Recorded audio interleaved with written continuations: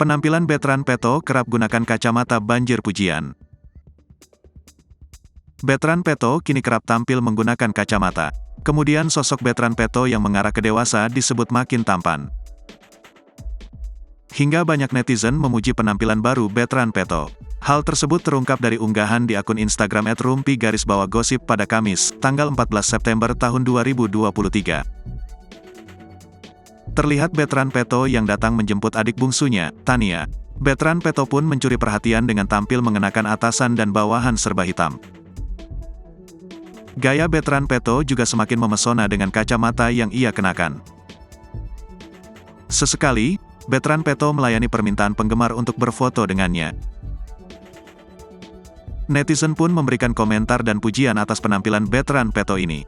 Jadi mirip ke Sarwendah, kalau lama dirawat bakal mirip sama ortunya, tulis akun @ariantisarna. Vibesnya kayak orang luar negeri tapi versi kulit Indo, ganteng ya, tulis akun @anjaniksem_. OMG ganteng banget, tulis akun @karyaikomang11. Makin dewasa makin ganteng makin santun, tulis akun @alvita_ayudiahati.